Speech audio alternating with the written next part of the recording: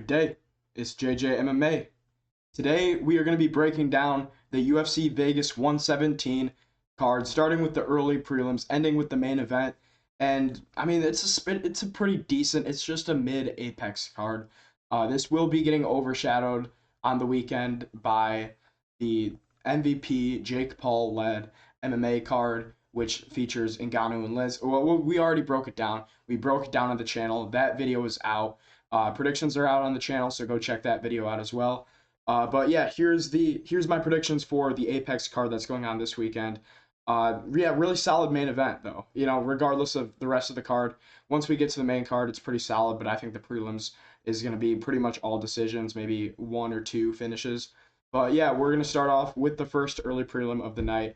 Shauna Bannon versus Nicole Caliari, and I think that Nicole Caliari wins this one. All of her wins are by finish, and Shauna Bannon is not very good into grappling. She is a solid striker actually, and probably she's like the only other Irish fighter in the UFC besides Ian Gary and Conor McGregor. So I guess that's good for her. But I mean, she is a good striker as well. Both these girls are coming off a loss, but Nicole Caliari is pretty decent in the grappling. I think she's got 3 wins by submission, 5 wins by TKO, and I think that she's gonna finish Shauna Bannon. I think that she'll lock up a submission, probably an arm triangle. I'd say round 2. And yeah, that's my prediction. I think Nicole Caliari is gonna get this one done by finish. And yeah, that's where the card starts to deceive everyone. I think that this is actually gonna be quite a shit card. But yeah, that's my prediction for the first one. Nicole Caliari by submission, round 2. We move on to the next one. Daniel Barez versus Luis Gurule. I don't know if I'm saying that right. But Daniel Barez, he's not very good. And he's a Spanish guy. The UFC only has a limited amount of Spanish guys. They actually do have a pretty solid Spanish prospect. But Daniel Barez is not very good. Let's see. I forgot who he lost to. Yeah, he lost to Rafael Filo, who recently lost to Cody Durden. That's not very good. He won this guy against Aldo Marino, or however you say that name, and then he lost to this Lima dude, got submitted. His grappling ain't very good, but his his striking is pretty solid actually. Luis Gurule he's actually kind of a dog, and I know he's 0-3 in the UFC right now. He's lost every fight, but he has had some good opponents. He had this I think his last name's Dario or something. Coria, yeah, Coria. He trains with Josh Van, and he's a sick prospect in the flyweight division. And Gurule, he's also his other fights. He's lost Jesus Aguilar and Ode Osborne, this is not a good loss, but sometimes Ode Osborne comes out there to fight, so you never know what you're gonna get with Ode Osborne when he steps out there. But regardless, I think that Luis Gurule, he's gonna, get in the pocket of Daniel Barez here, and I think he's gonna rip to the body, use his boxing. He was doing good in moments against Coria in his last fight, and he does look improved in the striking, in the grappling. He looks, in the grappling, he don't look so good either. And I think Daniel Barez has some grappling too. I pulled up the win by because I don't know much about these guys, but I know enough to give you guys an accurate prediction, as I always do. You guys know I do my research. There's a reason I'm running an MMA YouTube channel, because I do my research and I give you guys the best predictions possible. So regardless, I think that Luis Gurule is going to get this one done by a close 29-28. You can put it either way type decision. And yeah, that's how I think this one's going to go. Yeah, Luis Gurule by decision. We move on. Alice Ardelean versus Polyana Viana. They're not both of these records. I mean, this is just a classic women's MMA fight in the Apex, and you got 11-7 record versus 13-8. I'm pretty sure I thought Polyana Viana was ranked at some point, but she's taking quite the step off. But this is a way closer fight than the odds say it is. She's lost to Lucindo. She's ranked. She's only had one fight per year recently. She got finished by Gillian Robertson. Not a very good look. Because Gillian Robertson is good for a women's strawweight. However, she's just more of a smother you with grappling. And then she got finished by Jacqueline Amarim, who's pretty solid, but 10-2. I think lost 2 fights in the UFC. Alice Ardelean, on the other hand, has had some better wins. Had more high level experience. She's coming off a win. She's on a 2-fight win streak as well. And she does rack up these decisions. She is a pretty solid striker, actually. She's actually a pretty good volume striker for a women's strawweight, and she does some damage with her strikes, and I think that she'll be able to pop the jab, pop some nice little flicky kicks here and there, and I think that she'll win a decision over Polyana Viana. I got Alice Ardelean, however you say her name, by decision. No disrespect, I just don't know how to say the name, but Alice Ardelean by decision. We move on to, you know what, guys? Call me crazy. Call me stupid. I'm going to pick Cody Brundage here. I'm picking Cody Brundage. Andre Petroski is not that good, man. Andre Petroski, I think he's only won 2 fights in the UFC, and he's been fighting in the UFC as of recent. He recently got finished in round 1 by Cam Rouston, and usually these middleweights seem to be able to dog out fights against Cam Rouston. Cam Rouston don't have that much power. He'll just break you down over a few rounds. Maybe get a late round 2, round 3 finish. That's kind of the fighter that Cam Rouston is. More of a break you down type of guy. He's not the type of guy with that one hitter quitter to put you out or finish you in the early rounds. But lost to Edmund Shabazian, beat Rodolfo Vieira. That's a pretty decent win. He beat this Buka dude. Don't even know who he is. I guess he has some wins in the UFC. Michel Pereira beat him, finished him round 1. It's not very good. Got finished by Jacob Malkoun. No shame in your game. Beat GM3 by split decision. I mean, oh yeah, you guys couldn't see the full record, but sorry guys, yeah, my webcam was blocking it. But anyways, I think that he's won against some decent competition. His best win is probably Rodolfo Vieira, whereas Cody Brundage, he's on a 4-fight losing streak, but he has some wins in the UFC. He looks good in some moments of his fights. His last fight against Dante Johnson, he did have some moments. I think he took Dante Johnson to a split decision. Let me check that. I think it was split. Yeah, he had a split decision with Dante Johnson, and that's because he was winning some exchanges in the fight. Cody Brundage isn't completely horrible, as his 11-9-1 with 1 no contest record says he is. And I think that, he's a similar size to Andre Petroski. I don't think Andre Petroski is going to out-wrestle him. I don't think he's going to out-dog Brundage, as Brundage is a very tough guy. I think that Brundage is going to win this one. I think he'll outlast Petroski and get a round 2 ground and pound TKO. I think he'll land some nasty elbows on Petroski in full mount. And I see that this is how this one's going. Lock it in. Cody Brundage, underdog pick. Considering the results of his last few fights, he probably should be more of an underdog. But I'm picking him. So I'm picking Cody Brundage to get this one done. And yeah, we move on to the next prelim, and that's Ketlen Vieira versus Jacqueline Cavalcanti. This is a ranked fight in the women's bantamweight division, and not a very high level one, but it's okay. Anyways, Ketlen Vieira, I think she hasn't been doing so great recently. I know she's number 5 in the women's bantamweight rankings, so she's one of the better ones. But I mean, Jacqueline Cavalcanti, I mean, I know she's a striker, and she kind of just I think she wins every fight by decision. Let's see how many fights. Yeah, 70% of her fights she's won by decision. No ground game once you get her there, but she is pretty good at stuffing the takedowns. And she stuffed 8 out of 9 of Nora Cornell's takedowns down here. And she beat Nora Cornell by split decision. And Nora Cornell's not the best of opponents. Jocelyn Edwards finished her, but Jocelyn Edwards is actually pretty high level, and she's made her Jocelyn Edwards number 3 in the world at women's bantamweight. So no shame in Jacqueline Cavalcanti's game. These prelims of these Apex cards really got me breaking down these boring ass women's MMA fights, don't they? This is actually a pretty high level one, so this one might be a little more entertaining. Jacqueline Cavalcanti, I know Ketlen Vieira, she likes to wrestle, she likes to grapple, she's got a pretty decent submission game. But yeah, I mean, she mostly goes to decision, like most of these women's bantamweights. However, I don't see Ketlen Vieira taking Cavalcanti to the ground. I think Nora Cornell probably has better offensive wrestling than Ketlen Vieira does. And I think Jacqueline Cavalcanti will be able to stuff all those takedowns like she did Nora Cornell. and I think she'll be able to keep it on the feet. And Ketlen Vieira is not gonna, out tit for tat Cavalcanti on the feet. So I see Cavalcanti winning this by a 30-27 or a 29-28 decision. Lock that in.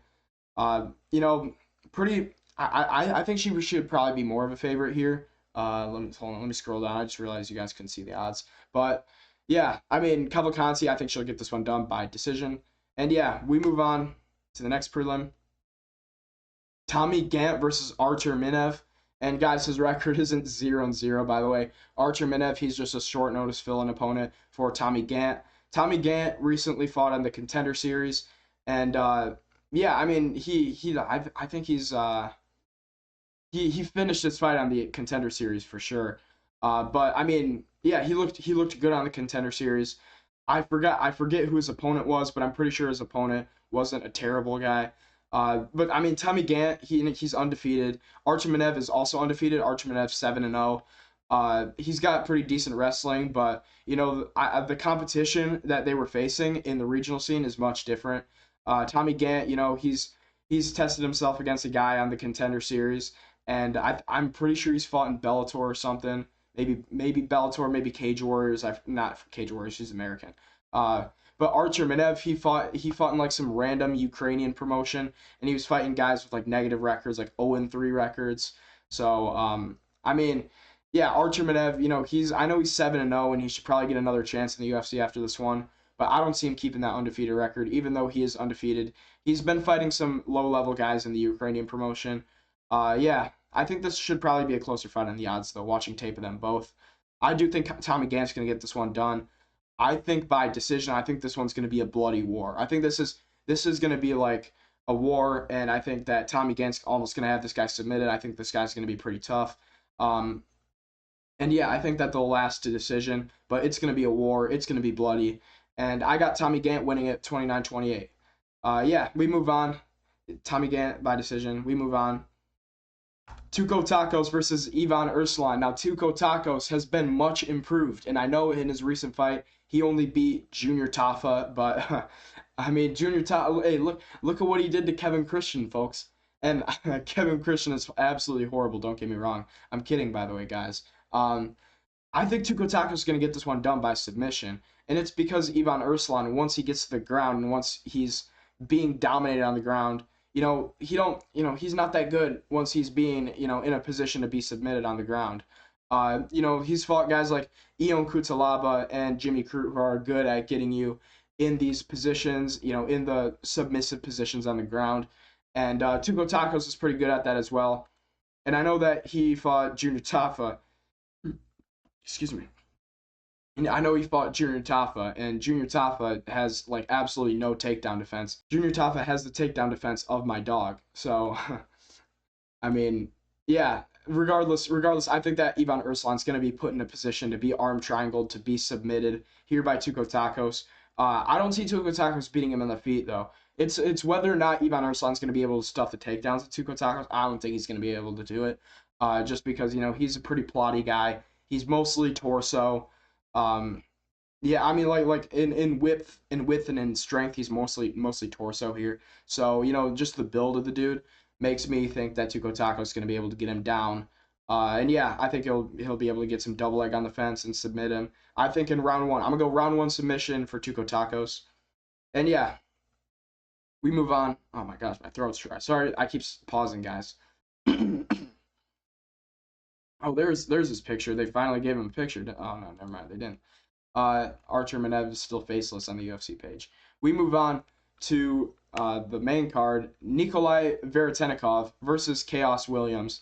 Now, Nikolai Veretennikov is a very rangy guy for the welterweight division, but to my surprise, and I forgot about this guy, Chaos Williams is very rangy as well. He's got a 77-inch reach, and both of these guys are pretty big for the welterweight division. I think Chaos Williams is going to win this one, and I know he's coming off some losses. Yeah, he got decisioned on UFC 316 by Andreas Gustafsson. He got beat by Gabriel Bonfim by a late round 2 submission. I mean, yeah, these are like the losses that he's taken though aren't bad losses. I mean, come on, you're really gonna blast him for a split decision loss against Randy Brown? I mean, I guess the Gustafsson loss is not very good, but I mean, Nikolai Veretenikov's opponents, he's been barely getting by against literal cans in the welterweight. I don't want to say literal cans. On a UFC level, like on a welterweight division level, considering how good the welterweight division is right now and how deep it is in talent and in skill, I would say Nikolai Veretennikov has been beating the guys that are scratching the surface of being cut from the UFC. Considering how the welterweight division is, considering that the welterweight division probably needs to make some cuts right now because it's flourishing in talent, and that's like almost the average size of a fighter that's going to go into the UFC is the welterweights and the lightweights. And I mean, yeah. Anyways, Nikolai Veretennikov, he's been beating guys that are pretty low level, and he's barely been beating them.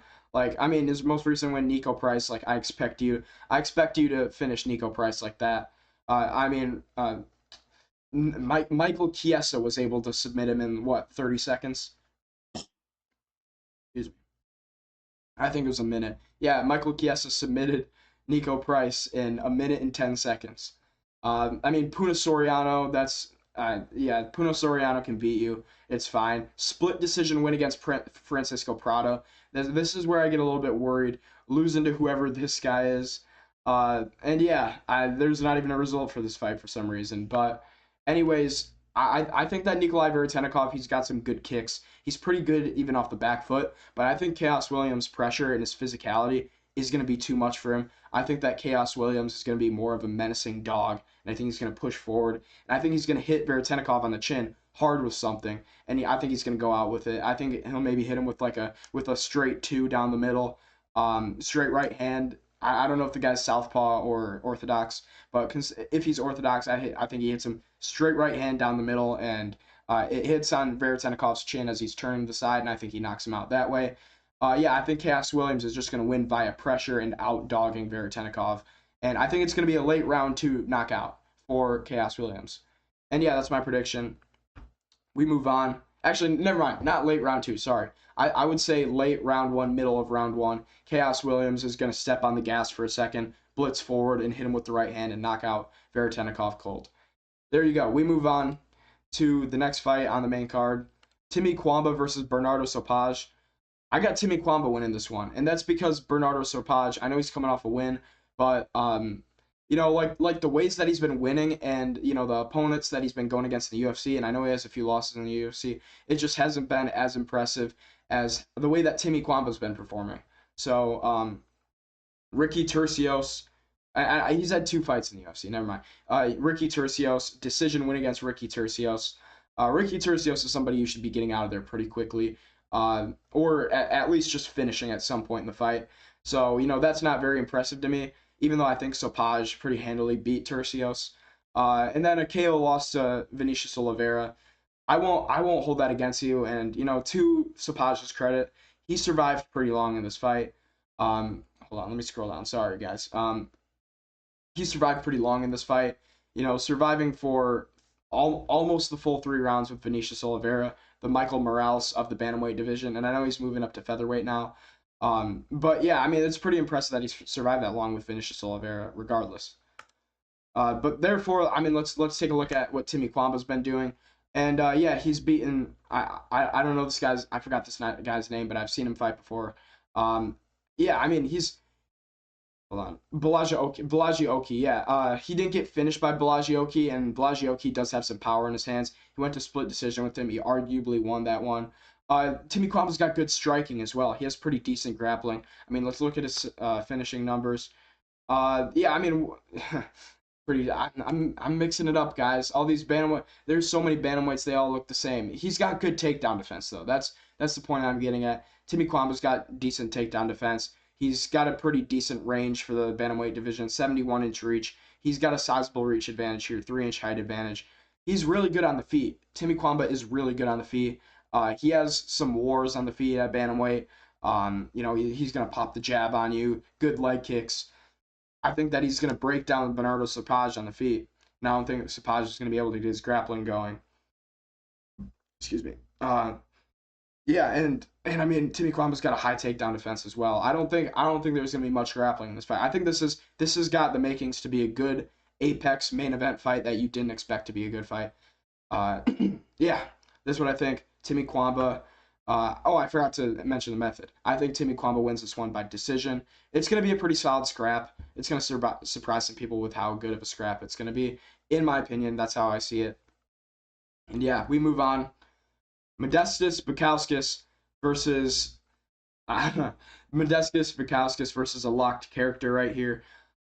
I mean, I think Modestas. Like I've watched some tape on this guy. You know me. I think this guy's 8-4. He did decent. He's like done decent in some fights on the regional scene. But I mean, come on, you're 8-4. You're fighting Modestas Bukauskas at a catchweight. And yeah, I mean, this guy filled in on short notice because Bukauskas was supposed to fight Rodolfo Bellato, and I'm pretty sure Rodolfo Bellato already beat this guy, if I'm not mistaken. Yeah, I mean, I'm not going to look back on Tapology. That would take a while to look up. But, but yeah, Modestas Bukauskas, I think that he's going to make easy work of this locked character right here. And yeah, I think that he's going to beat him by knockout. Like, the guys that have been beating this guy in the regional scene, I'm pretty sure, if I can remember correctly, they were making pretty easy work of him. And Modestas Bukauskas, I think, like, he's just too high level to not make easy work of Christian Edwards. And I know last fight for Modestas Bukauskas was kind of a tough out. He fought Nikita Krylov. And Nikita Krylov, he didn't make easy work of him, but he started to piece him up later in round 2. And then in round 3, they started to trade, and then Nikita Krylov got the last second finish. But yeah, I think that Modestas Bukauskas is going to turn back the tide, and he's going to get himself a nice finish here. He's going to cruise to a round 1 knockout. And yeah, Modestas Bukauskas, he ain't even going to try to mix it up with no grappling. I think that he's just gonna keep it on the feet, and he's just going to pop the jab for a second, and he's going to pressure Christian Edwards into the back of the small cage at the apex. And Modestas Bukauskas is just going to beat up this locked character. So yeah, that's what I think. Modestas Bukauskas round 1 TKO. We move on. Oh, he does have a picture now. Is whenever I close it, they all have pictures. But anyways, we move on to gosh, guys, to the next prelim. I think this is the featured. Yeah, this is the featured fight on the main card. Malcolm Wellmaker versus Juan Diaz. This is a banger. This is a banger, and I know bangers. This is actually a banger because both of these guys, they've got high finish rates. I'm pretty sure Juan Diaz has 13 finishes out of his 15 wins. So that's pretty impressive. Malcolm Wellmaker, he's a prospect still, even though he got beaten by Ethan Ewing. We now know how good Ethan Ewing is. He's beat 2 undefeated prospects in a row. I think he's looking for another undefeated guy in Farid Basharat, but I don't know if that fight's official yet or not. Malcolm Wellmaker, though, I see him landing on the chin of Juan Diaz, and I see him putting Juan Diaz out cold. And that's because, Malcolm Wellmaker, he has that crazy power at bantamweight. He has the straight right. He has the check left. And the check left, I think he's got the most powerful check left hook that I've ever seen pound for pound at bantamweight. And I know he's a prospect, and he's been beaten once by Ethan Ewing. And he's had good fights on the regional scene. However, this like Juan Diaz, I know he's 15-1. It's a good record, and he beat this guy by a spinning back elbow on the Contender Series, and he had a flashy finish. This guy. Don't get me wrong, Juan Diaz is good, but you look at the guys that he's been beating. This is the guy he beat on the Contender Series. Juan Ilquan, 14-6. I mean, this guy, and he fought in 1, and he has 3 wins right here in 1. He fought for the title in 1, and he lost. But yeah, he loses a lot in 1. He gets submitted. Looks like this guy, he lost by liver kick. He's been this guy. He's lost in 1, but he's also won a little bit in 1. I mean, this guy. My point is that this guy's not going to be nearly as good as Malcolm Wellmaker, and he's not going to be as battle tested as Malcolm Wellmaker. And Malcolm Wellmaker, he's put in the work. He looks good in his training camp recently. I don't think this guy's going to out-grapple Malcolm Wellmaker. I think that'll stuff the takedowns on the feet. He'll do a good job posting on the cage, and I think that'll keep it on the feet, and I think that he'll be patient. He won't be swinging for the fences this time like he was with Ethan Ewing. I think that he's going to know that this Juan Diaz guy, he's pretty decently high level, so he's going to keep his distance. And then at the start of round 2, he's just going to come out there very slowly, pick his shots. And I think that at the start of round 2, he'll find a finish. He'll find that check left hook on Juan Diaz. Maybe as he's moving forward, trying to blitz forward, something like that, he's going to find that check left hook on Juan Diaz's chin, and I think he's going to put him out absolutely cold. No follow-up shots needed. Well, Malcolm Wellmaker gets back in the win column, and yeah, Malcolm Wellmaker, he's very good. Juan Diaz is good as well, but I think that this is the fight for Malcolm Wellmaker to win. Yeah, round 2 TKO Malcolm Wellmaker is my prediction. And yeah, we move on to the next one, the co-main event. Choi is back, and he's facing Daniel Santos. But the thing is, Daniel Santos is the Korean marauder. The Koreans look at this guy and fear him every day because he's beat. I think he's beat 2 Koreans in a row. I might be exaggerating because there's just 2 Koreans in a row. Ju Sang Yu and forgot this guy's name, something Lee. Jung Young Lee. Yeah, Jung Young Lee. Jung Young Lee is not very high level. He's okay. He's not very good. Ju Sang Yu, though, is an impressive win. However, what I will tell you about this fight, here, let me scroll down. I'm sorry, guys. What I will tell you about Ju Sang Yu is that Ju Sang Yu pretty clearly won the first round against Daniel Santos. He was piecing him up. He had the forward pressure. You know, he was looking like the Korean McGregor out there. He had all this finesse. You know, a lot of style. You know, he's moving back and forth, had his hands down. He had that karate stance like McGregor. No, is it the karate stance? No, he had more of like the Taekwondo mixed with the, I don't know. I'll just say the McGregor stance. I don't care what it is. But regardless, Ju Sang Yu was piecing up Daniel Santos in round 1. But sorry guys, there's something on my mic. At the start of round 2, Daniel Santos was able to find that shot on Ju Sang Yu as he was backing up in a straight line. And, you know, Daniel Santos was able to put the knockout blow on Ju Sang Yu's chin. And yeah, I mean, I didn't want to see it because I like Ju Sang Yu. Like I thought he was super entertaining. I thought we were gonna have another good Korean prospect in the featherweight division, but Daniel Santos put that to sleep. And yeah, I don't think that. But the thing is, I don't think that he's gonna beat Choi because even though Choi, I'm pretty sure he's a bit of an unk. I don't know how old he is, but he's been around for a while. But the thing is, Choi, he's like I thought that like a lot of people are betting against him because he doesn't fight often. And, you know, when a guy doesn't fight often, you don't know how up-to-date their skills are, you know what I'm saying? So, you know, that's like that's the same reason that recency bias exists with these fighters is because when they don't fight for a while and, you know, other fighters are more active and they're on these win streaks, even though they might be depriving their body a little bit, you know, dehydrating their body from all the weight cuts and the constant fight camps, you know, the recency bias makes you go with them regardless. But, you know, Choi, he's taking some time off. His last fight was December 7th, 2024, and he knocked out Nate Landwehr. And yeah, I mean, he's on a 2-fight win streak, I'm pretty sure. Yeah, 2-fight win streak. And those 2 fights were both in 2024.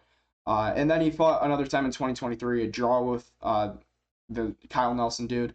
And I mean, before that, his last fight was 2019, and he got colded by Charles Jourdain. I forget which Jourdain knockout that one was, but it was probably a highlight reel. I think Choi got starched out cold, but I don't remember his 2019 much before I started watching the sport.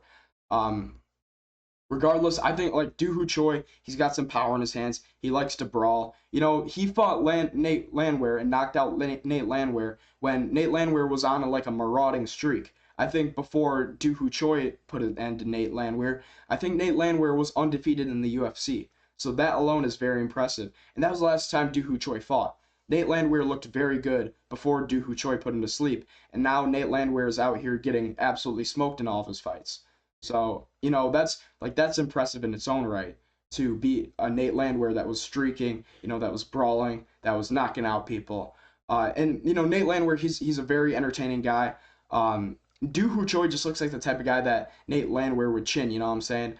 But he didn't. He didn't. It was the opposite way around. And I think that this is going to be a brawl. I think Choi is going to pull Daniel Santos into a bit of a brawl. Daniel Santos does have power, so I am scared for Choi. But this is going to be my crafty underdog pick of the card. As you can see, Choi is an underdog. This is going to be my crafty underdog pick of the card. I'm going to pick Choi to win this one. I think by a knockout. I think he's going to take him into round 3, and at the start of round 3, he's going to start to put it on him, and right before the halfway mark of round 3. I think that Choi is going to get the finish on Daniel Santos. I think that he's going to land some like a 1-2-3. Maybe he'll like pull, and then maybe a pull 6 or something on some Canelo stuff. I think that Choi is gonna get this one done. I don't think he's gonna pull counter with an uppercut. He ain't Canelo. He ain't the Korean Canelo. So, anyways, I think that Choi is gonna get this one done by a round 3 TKO. I don't see exactly which way it's gonna go, but I think probably a straight right hand or something. Anyways, yeah, I think it's gonna be a one shot, but it's not gonna be an out cold knockout. That's why I say TKO. Anyways, we move on to the main event, and I'm hyped for this one. I'm hyped for this one much more than Rousey Carano. This is a sick main event. This is a sick main event. Melquizael Costa versus Arnold Allen. Arnold Allen's one of my favorite fighters. Arnold Allen's one of my favorite fighters. He's a super cool dude, interesting personality. Yeah, Arnold Allen's a super interesting dude, great fighter to watch, super entertaining. But he lost. Yeah, I think he beat Calvin Kattar in his most recent win. No, Giga Chikadze. Yeah, Giga Chikadze when Giga Chikadze was like undefeated, I'm pretty sure. But I think that the knees were like the grounded knees to the opponent on Movsar Evloev. I think that they were legal. Movsar was like taking his hand off the ground every time that Arnold Allen was kneeing them, and that was a big turning point in the fight for Arnold Allen versus Movsar Evloev. If those knees were deemed illegal, I think Arnold Allen would have won the fight with the momentum that he was streaking with. You know what I'm saying? So, in a very close, much more close fight than people like to credit him for with Gene Silva. I think that he took a round off Gene Silva. I think it was a 29-28, but still a clear Gene Silva win. He's went and he took big shots in the chin from Gene Silva as well, and he was not phased at all. Melquizael Costa, I think Melquizael Costa is the type of guy where if he's not going to finish you, I think that you're going to beat him, especially in a 5-rounder where he doesn't have that much experience. I think I see Arnold Allen, like the resume difference is the most noticeable. And I know Melquizael Costa beating Dan Ige and knocking out Dan Ige with the spinning back kick was very impressive. However, this is a big step up in competition for him. And, Melquizael Costa's last loss was to Steve Garcia in 2023. And Steve Garcia hit him hard on the chin with something and knocked him out. But yeah, I mean, Melquizael Costa, he is still very good. I think he's on a 6-fight win streak. All submissions. He took Julian Erosa to a decision, and this is what scares me because Julian Erosa is the guy that was getting absolutely pieced up and dropped by jabs by the likes of Le'Veon Douglas, and Le'Veon Douglas is very good. Don't get me wrong. However, getting dropped by jabs, it was just hang, jab, jab, jab, and his chin was just given out. And Julian Erosa looked very soy out there. Whereas, he had a dogfight with Melquizael Costa. And I think that if you have a dogfight with Julian Erosa like that, I think Arnold Allen's going to do terrible things to you. I think that Arnold Allen's going to absolutely piece up Melquizael Costa if that Melky Costa comes out there that had that dogfight with Julian Erosa, which was only a year ago from the day that, this fight is happening. So, Arnold Allen also, he does I know he's a pretty grounded striker, but he is still light on the feet. He's not like a JDM where he's absolutely planted in the ground. He's not too susceptible to leg kicks because, you see him fight guys that are very kickboxing heavy, like a Giga Chikadze, who's very underrated in kickboxing. And, hold on, sorry guys. Dan Hooker, and I know Dan Hooker's a lightweight now. Dan Hooker was a really big featherweight at the time. And, Arnold Allen took him out in the first round. That's very impressive in its own right. And that was only 4 years ago. And then, Max Holloway, hold on, sorry guys. Max Holloway went to a 5-round decision with Max Holloway. Didn't even get beaten that badly. Max Holloway's, the type of style that you would expect to beat a style like Arnold Allen by knockout. You would expect him to, put the leg kicks on him and then, find a 1-2 and then volume strike TKO. But, it didn't happen. Max Holloway didn't finish Arnold Allen. Arnold Allen has a crazy chin, and I don't think that chin's going to be cracked by Melky Costa. I don't see it happening. I don't see Arnold Allen ever finding the chin of Melky Costa. Sorry, the other way around. I don't see Melky Costa finding and cracking the chin, of Arnold Allen and putting him out. I don't see it happening. I think I see round one, I think Melky Costa might put some shots on him. He might do his little flicky kicks, but I think Ardelean's going to get out of the way of everything big. He was defending really well against Gene Silva, and I think if you defend all the power shots and you eat everything on the chin from Gene Silva, I think that. And I mean, I know Melky Costa is a lot more kick heavy than Gene Silva is. However, I think that and I know it's a much different stylistic matchup, don't get me wrong. However, I think that Ardelean's a big step up in competition, and I think it's Melky Costa is a step down in competition from Gene Silva, and I think that this is the type of fight that Ardelean will dominate. And this guy is like, he's like a more powerful, but at the same time way less skilled Max Holloway for Ardelean. And did Ardelean fight Yair too? Has Yarnold? Oh my gosh, guys. Has Ardelean ever fought Yair Rodriguez? Because I feel like he hasn't. I swear I thought that fight happened. I thought that Ardelean versus Yair Rodriguez happened. But, this would be a similar stylistic fight to a Yair Rodriguez. And I think that Ardelean does very well against the guys like Melky Costa, Yair Rodriguez, like those more Timu, but at the same time more powerful and more flashy Max Holloways. So, I think that Ardelean is going to get this one done. But the question is, does he finish Melky Costa? And I think the answer to that is yes. I think that he's going to put away Melky Costa in round 3. I think that he's going to find something. I think Melky Costa is going to start gassing like he did in the fight with Julian Erosa. And I think that, Ardelean's going to start to put it on him. He's going to start to put the volume on him. Ardelean has some pretty good power. And, we are going to win this fight. Me and Ardelean are going to come away with the win. We are going to be so back. We are going to be fighting up the rankings now. And yeah, I'm so hyped to see this fight. This is going to be sick either way. I love both of these guys as fighters. And yeah, can't wait to see it. I'll be tuning into this one on live stream at the same time as the Rousey versus Carano Netflix card. And yeah, I can't wait for it, guys. I can't wait to see this fight. I can't wait for this weekend. We're going to be simulcasting both fights. We'll find out a way to do it. We're going to be on live. And we're also going to be making a tier list video tomorrow. So, yeah, like and subscribe, guys. Thank you guys so much for watching. Yeah, I'll see you guys later. Make sure to tune in the live stream on Saturday, and goodbye.